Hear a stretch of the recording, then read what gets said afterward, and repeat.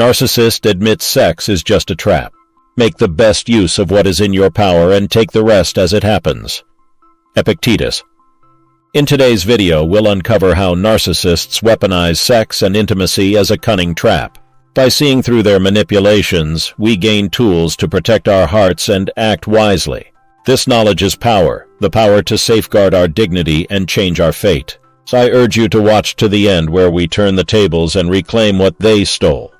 Have you ever fallen head over heels quickly, swept up by fairy tale romance only to discover it was a mirage? That the charming prince or princess hid a cruel monster? Narcissists excel at projecting an ideal image at first, using flattery, passion, and vulnerability sharing to create an illusion of intimacy that leaves our hearts unguarded. They strategically fast-track physical and emotional closeness before our defenses spot the manipulation. But once secured through commitments like moving in or marriage, they drop the act, withdrawing all affection. We're left trauma-bonded through misused sex and discarded without warning. Maybe you've experienced the narcissist turning intimacy into a carrot on a stick, doling it out transactionally to control you, then labeling you as sex-crazed or frigid to spark shame when you protest. Perhaps they flaunted outside attention to inspire jealousy or even triangulated you against previous partners and exes. These painfully common patterns all serve to devalue our humanity while asserting their dominance. The wounds from coercive or deceptive sexual dynamics run deep, often haunting even our relationships long after escaping the narcissist. But by exposing how and why narcissists weaponize intimacy, we start reclaiming our worth, voice, and agency. The first step is acknowledging that their disorder reflects nothing about us. This manipulation meets their pathological needs alone. Our light remains flawless, regardless of their dysfunction. We all desire partners who treat intimacy as holy, nurturing the vulnerability behind it rather than exploiting nakedness. When we center values of mutual care, consent, and respect in bonding physically, the narcissist's false reflections about our desirability lose all power. We see them as the problem, not ourselves, then recommit to manifesting healthy unions. So let's walk through the tragically common sexual manipulations that expose the narcissist's true so we can gain wisdom, set boundaries, and ultimately rewrite damaging scripts going forward. Idealization for exploitation. Narcissists use early passion and idealization to ensnare targets, showering them with praise and validation. But it's a carefully laid trap preparing the ground for later abuse. One woman shared, "He made me feel like the most beautiful, brilliant woman alive. I never dreamed it was all part of his plan to possess and control me." In contrast, a healthy relationship develops emotional intimacy and trust gradually over time. Both partners are authentic, letting their connection unfold organically without predatory agendas. As Epictetus stated, "Do not trust quickly nor reject quickly that which seems reasonable." Wise discernment prevents rushing into relationships blindly before revealing someone's true nature. A nurturing partner would allow a real bond to form by showing consistent care and respect over years, not excessive flattery over weeks. They earn trust slowly through actions, not demands, and they grant the same grace in return rather than seeking to control or exploit. Fast-tracking intimacy to create bonds. Narcissists rapidly escalate intimacy through early and frequent sex, establishing emotional bonds before their target's defenses arise. A man revealed, "She pushed for sex constantly at first, confusing me with her urgency. I realized later she was binding me to her through misused intimacy long before I saw her true colors." In a healthy dynamic, couples discuss expectations around emotional and physical intimacy. Neither rushed into intensifying the relationship beyond their comfort level. Mutual consent and care guides the pacing. Marcus Aurelius wisely stated, "Never let the future disturb you. You will meet it, if you have to, with the same weapons of reason which today arm you against the present." We cannot control a partner's push for fast intimacy, but we can control our responses, pacing connections wisely. A caring partner would patiently build intimacy without pressure. They would offer reassurance that bonding grows stronger with time, not force. Trust emerges based on demonstrated love, not manipulative desperation. Withholding after securing commitment. Once commitment is secured, narcissists often withdraw sexually and affectionately, using it as an instrument of control. One woman described, "He stopped wanting sex after we married, leaving me confused and desperate to win back his affection. I was trauma-bonded and couldn't leave. In a healthy relationship, physical intimacy continues to grow along with the emotional bond. Affection is nurtured, not coerced through withdrawal. As Seneca stated, we suffer more from imagination than from reality. When intimacy fades, we often assume the worst rather than communicating openly. But the truth is frequently more benign. A caring partner would acknowledge natural ups and downs in desire while reassuring their partner. They would explore solutions compassionately, not as punishment. Intimacy is a garden to tend together, not a weapon to wield. Turning sex into a commodity. Narcissists view sex transactionally, a commodity to leverage, dangle, and withdraw in order to manipulate. A man shared, "She used sex like a carrot on a stick to keep me chasing her." Withholding made me feel like a failure till I saw it was just a sick game. But in a healthy relationship, intimacy is about mutual fulfillment and deepening connection, not transactions. It brings partners closer rather than breeding shame and insecurity. As Epicurus noted, the root of all pleasures is not to desire more but to be content with what we have. Self-sufficiency is the greatest wealth. A caring partner sees intimacy as something to be grateful for and shared generously, not hoarded as a bargaining chip. They focus on expressing love over trying to gain power. Fulfillment stems from emotional harmony, not leveraging access, projecting their issues onto you. When avoiding intimacy, narcissists twist it around, projecting the problem onto you to evade responsibility. One woman revealed, "When I addressed his sexual withdrawal, he shamed me as a pervert with unrealistic expectations. I wrongly assumed it must be my fault." In reality, libidos ebb and flow.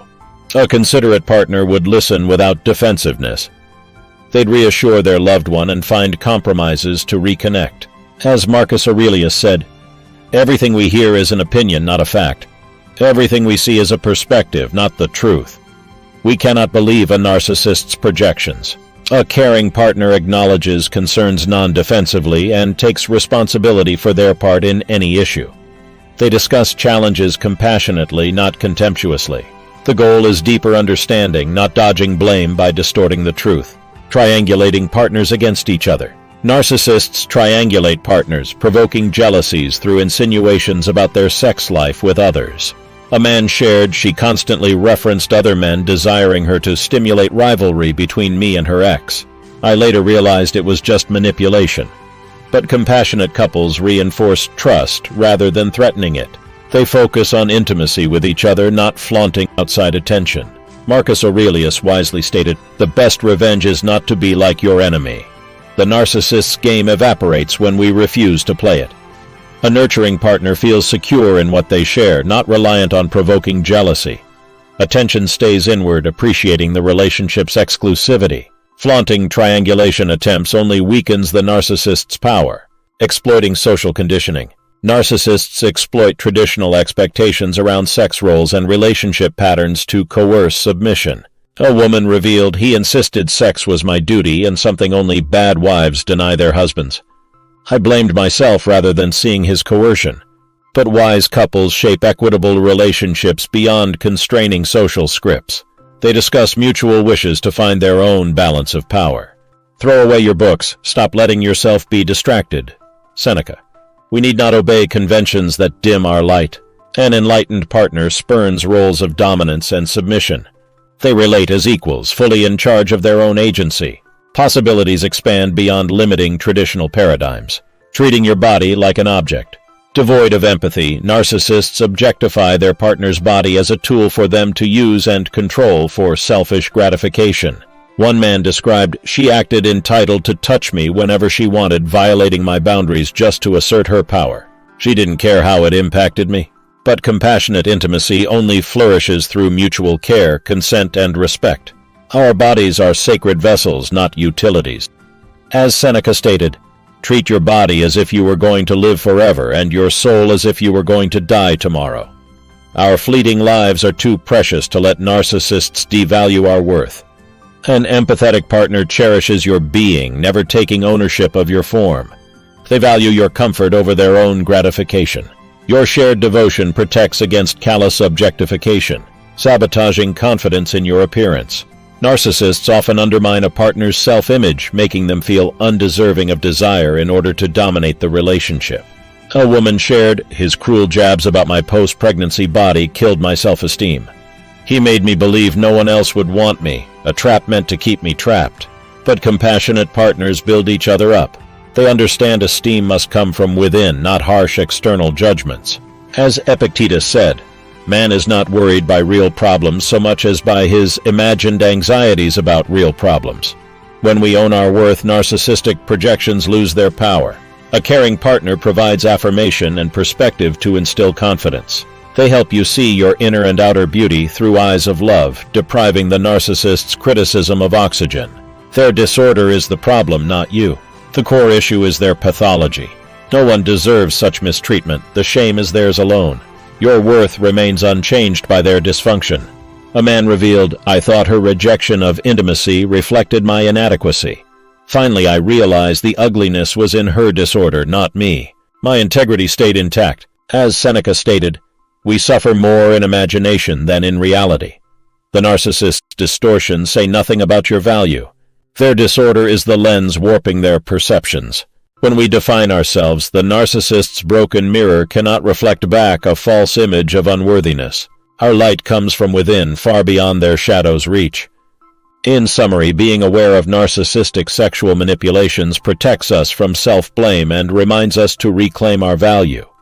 We deserve partners who cherish intimacy as a sacred gift, not a tool for control. What stood out to you? Share below. I hope shining light on these painful patterns brings validation and clarity for your own journey ahead. Remember, the problem was never a lack of desirability, love, or worth on your end. It was always about their disorder and deficiencies. If these dynamics still impact your sense of self or ability to bond intimately even after parting ways with the narcissist, please know you aren't alone.